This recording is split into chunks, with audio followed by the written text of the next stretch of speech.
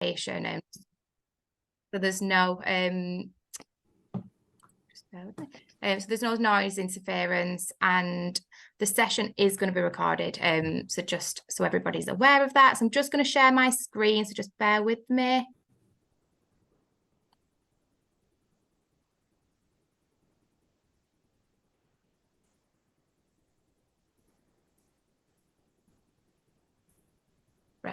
So welcome to today's Meet the Funder session, where you'll learn more about the Rochdale Communities Fund Food Solution Grants.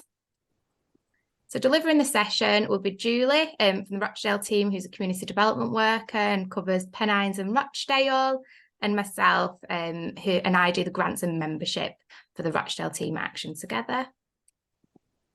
So just a little bit about the Rochdale Communities Fund. So we recently launched this back in around May time. And the Rochdale Communities Fund is a mutual fund to invest in and strengthen Rochdale Borough's voluntary sector. So it funds groups and projects which directly benefit local people and communities, delivered by voluntary sector organisations with roots in the Rochdale Borough. And thanks to funding from Rochdale Borough Council's public health team, Action Together is offering investment to help voluntary sector groups provide emergency and immediate food offers, as well as investing in supporting the longer-term sustainability of our borough's food providers. Thanks, Hayley. So this isn't new money for those people who don't know much about our Food Solutions Network. This money is what has been funding our community warehouse for the past couple of years. So I just thought it would be useful to let you know that. So the aim of this particular grant, obviously the warehouse has gone now and we want this money to be invested in the sector. So this particular grant is for the continuation and development of sustainable and community-focused solutions to food security in every township of Rochdale. It's about addressing the short-term food insecurity that there is in the borough. It's about access to crisis food and essential items. And it's about tackling food insecurity over the medium and the longer term. So, how much money is available? So we have £104,000 in total, and we are going to be providing grants of up to 5,000 or grants of up to 10,000. So if you do your maths, which we have, that's approximately 8 grants that we're going to be giving out in the £5,000 area, and about 6 grants in the £10,000 area. But what we are asking is that you do only apply for what you need and not what we have. So don't just see that 5,000 and 10,000 figure and think, I'm just going to apply for £10,000, a nice tidy £10,000. It's about what you actually need to offer that food project that you're going to be applying for. So please do consider that, because if we could potentially then have more groups accessing this money. Thanks, Hayley. So who is this funding for? So obviously it's for you, the voluntary sector, community, faith, social enterprise groups that are active and working in Rochdale Borough. So it's not for groups outside of Rochdale. This is purely Rochdale-based money. As with all our grants, you have to be a member of Action Together. You have to be formally constituted. And if you are applying for up to 5,000, you must have a turnover of less than 1 million. However, there will be no restrictions on that if you are applying for the £10,000 figure. So the funding is limited. So what we will be doing is we will be prioritising applications from groups who are already part of our Food Solution Network.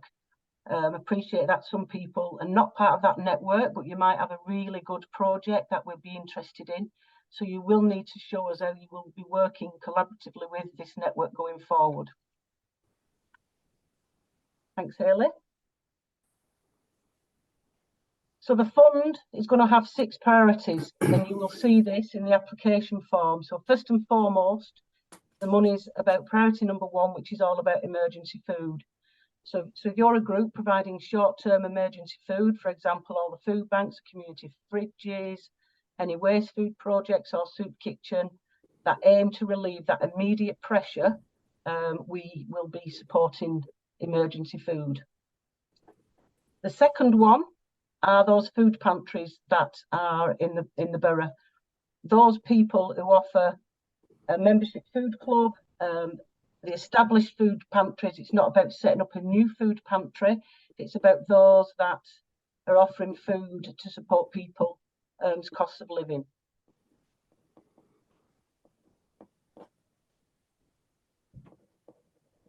So social eating projects, obviously we're very excited to be able to say that we'll be able to fund social eating projects, but on the back of that social eating project, we'll want to see what it is you're doing to address poverty and food poverty.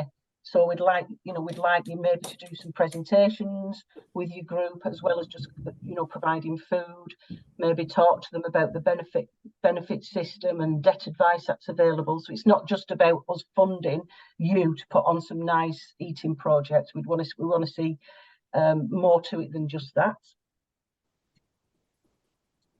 Food growing projects. If we can get more people growing their own food in the borough, how wonderful would that be? So we are interested in the projects that will look at learning how to grow food. Educational food projects, so funding to enable community groups to find the time and space for learning and the broader development around food. So that could be a learn to cook programme or cooking on a budget, for example. So educational food projects, number 5. And then the final priority 6, cultural food offers.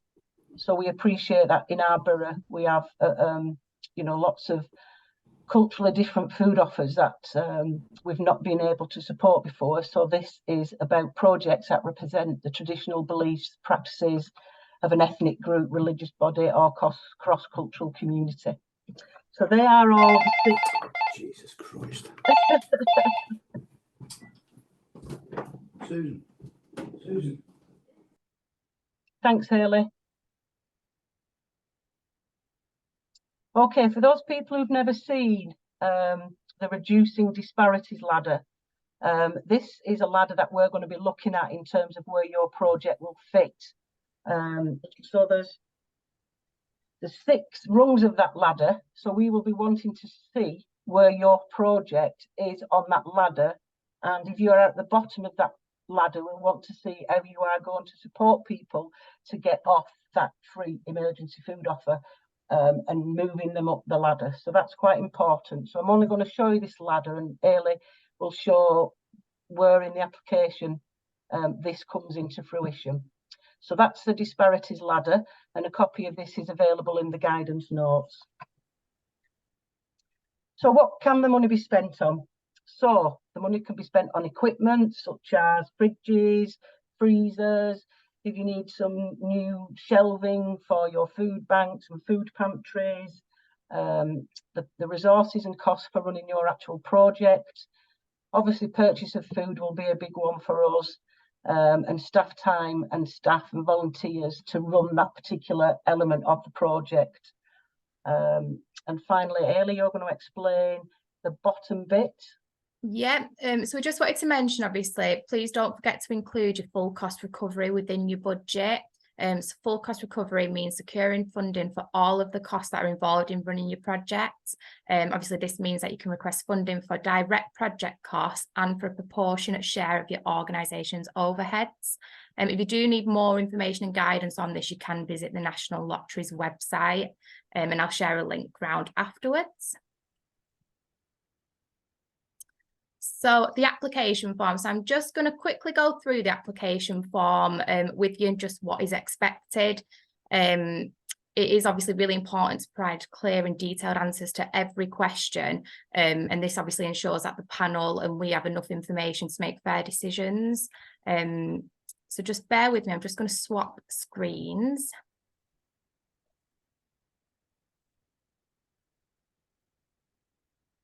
Can you see that? Yeah, that's great, seamless. Brilliant. So this is the application form for this is the to 10,000, but the up to 5,000 is really similar.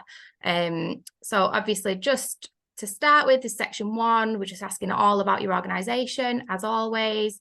Please make sure you provide every answer to this because it's really important we know who to contact. in regards to your application. Again, just some eligibility questions, the standard things such as, are you a member of Action Together? Do you have a governing document? That sort of thing. Moving on. So section 2 is all about your project. The first question is obviously asking which one of the following priorities your project addresses. And it is really important if you can try and select one of the priorities. And as you can see, the tick boxes next to there. Moving on. So this is where we want all the details and everything that is involved within your project.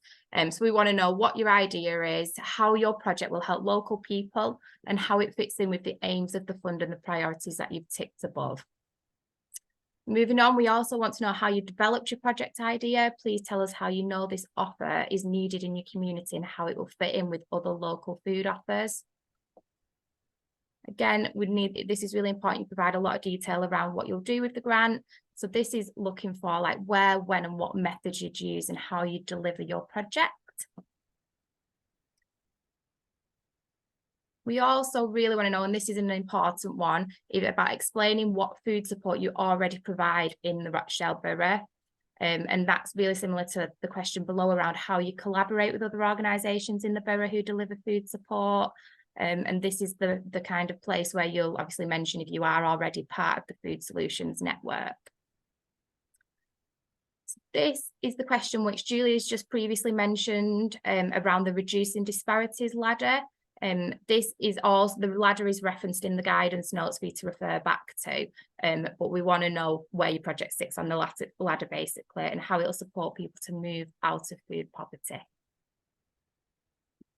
And then finally, coming to the end, this question obviously is all around your monitoring, how you'll share the progress and difference your project is making during and at the end of the project.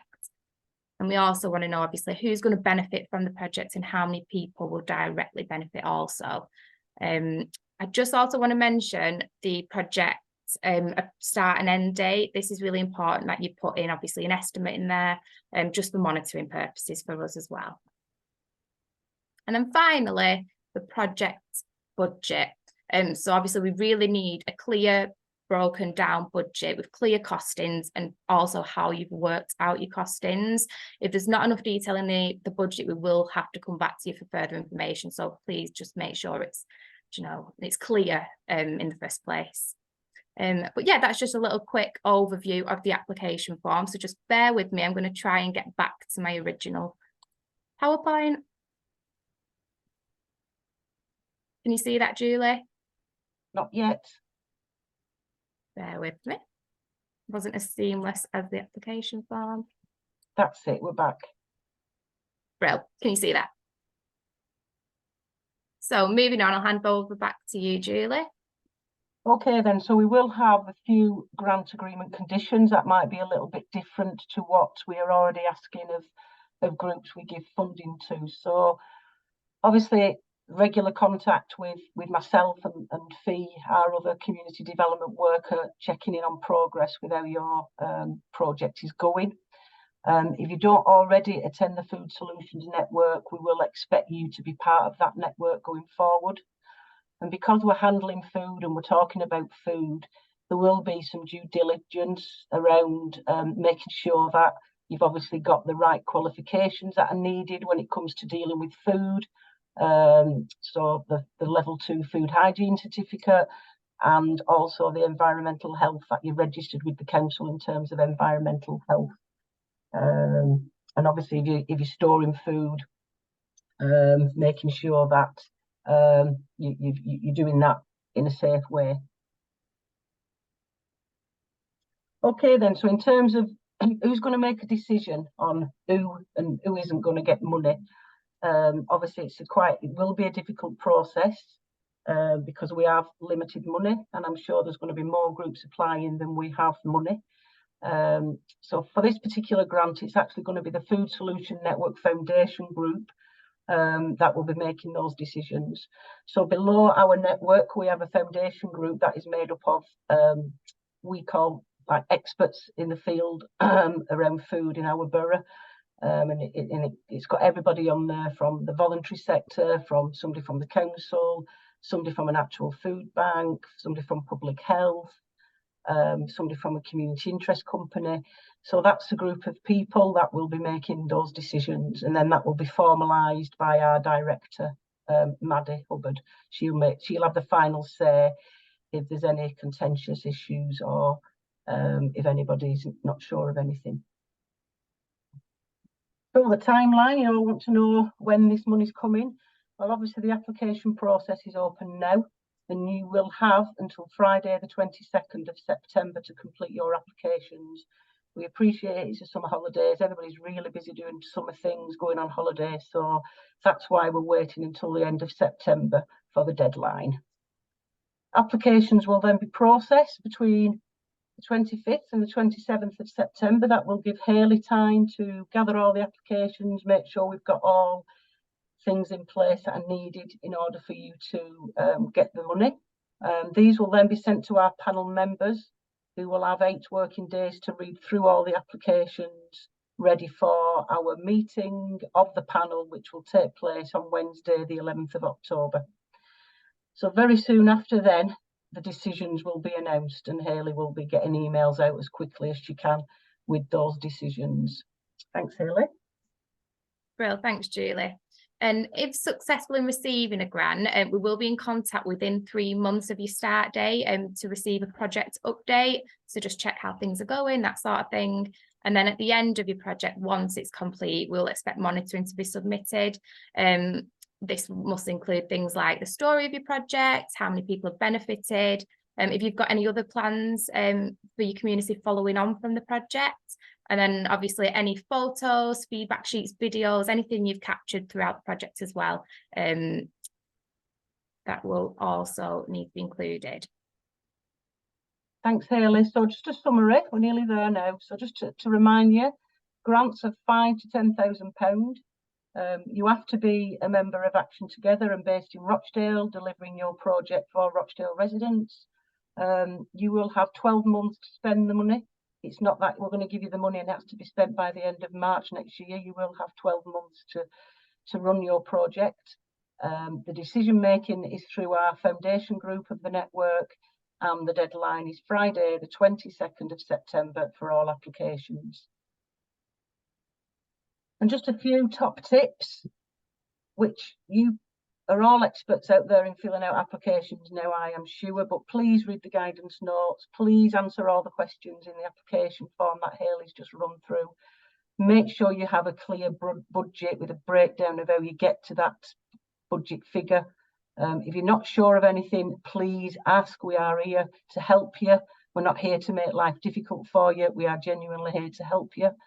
And for those people who've not really had much experience with writing applications, just a polite reminder that we do have an introduction to bid writing training session, and the next one will be on Wednesday the 13th of September, so get yourself booked on that. And I think that's everything, Hayley. So yeah, over to you. You can stop sharing now, Hayley, so we can see if we've lost anybody. Everybody's still there. We've not bored you. I'll stop. Always a good sign. Recording.